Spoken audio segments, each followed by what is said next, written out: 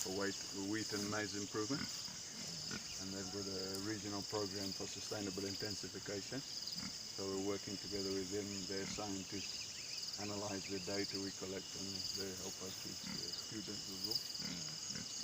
So yeah, so in those we take soil samples and we do everything properly randomized replicated design. So you got 4 replicates of each treatment. Everything different you do, you got 4 replicates of it, so you can do a statistical analysis.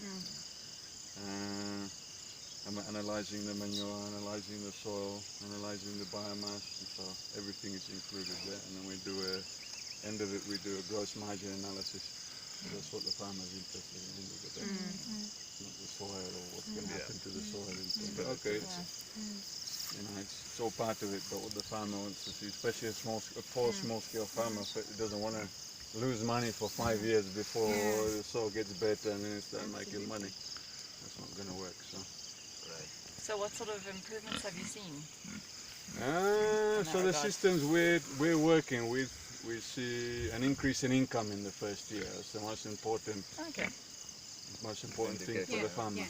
Usually they say, no, okay, if you do this for 5-6 years, like there's a tree, I don't know if you know, winterthorn, Phaidobia albida. It's a green manure tree. They got it at GART. I don't know if you've seen it. It's been promoted by conservation agriculture movement for years and years. And it takes 15 years to start working. Oh yeah, no. So the farmer will say, okay. And the other one is Gliricidia, which we're also trying to work with. It's another green manure tree, soil improvement tree. We're also working with a little bit to try and see how we can integrate it into the system. But again, that you're looking 4 or 5 years before you see any real benefit. So yeah, we work with multi-purpose legumes. So the pigeon pea, which you see all over, is edible for humans. Very good source of protein. Has a market, but the market's been up and down the last 2 years. Before that, it was very strong. Because it was very strong, the prices were high. There was an oversupply on the world market, and the price crashed. So gradually, the demand is picking up again. So it's a cash crop, food crop, and very excellent fodder, dry season fodder, because it's a bush, it's got a deep root system, and you find it doesn't dry up during the dry season. So what we do here is we have 3 fields, one there, one there, and one way over that side, and we rotate the cattle through it. So they'll hammer the leaves and a bit of stover, the crop residue, and then we'll take them out when they're finished and put them in the next one. That shoots again, and then we do a rotation. How long do you leave it? Do you leave them fallow at any point, the field?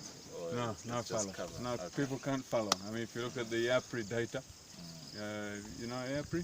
No. The Rural Agricultural Livelihood Study that was done by IAPRI, Indaba Agricultural Policy Research. Guys, you know IAPRI? You guys should know IAPRI if you're working in agriculture. They did the most comprehensive data set of rural agricultural livelihoods in Zambia.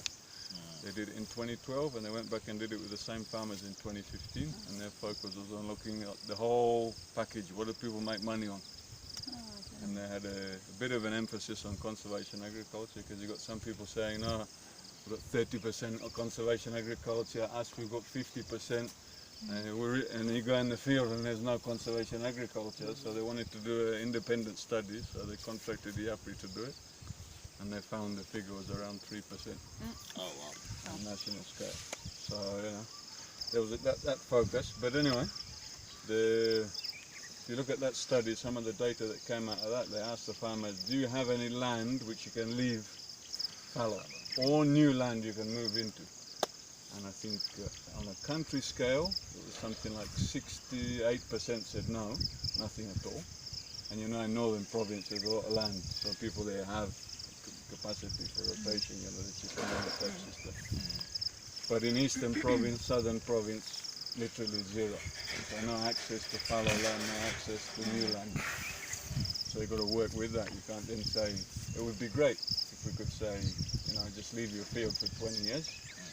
It's going to reinstate your soil fertility without any cost apart from leaving it, which was fine when populations were low, land was more. That was the most sustainable system, and it worked for, you know, hundreds of years in Zambia. But now we're getting to a point where we can no longer do that. So there's no point in working with fallow systems. You have to have the fallow in the field. And that's really the system we're working with, is how do you get enough biomass, enough nitrogen to improve soils every year without, losing money from the farmer, and that's the challenge.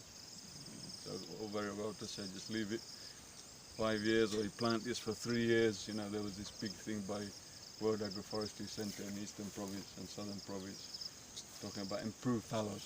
So instead of just letting the bush grow back, you plant trees and you leave them for 3 years and then you cut them and plant your crops. It's quite successful, but people don't have the choice. They've got to use my land. Yeah. So yeah. Okay. Really. So here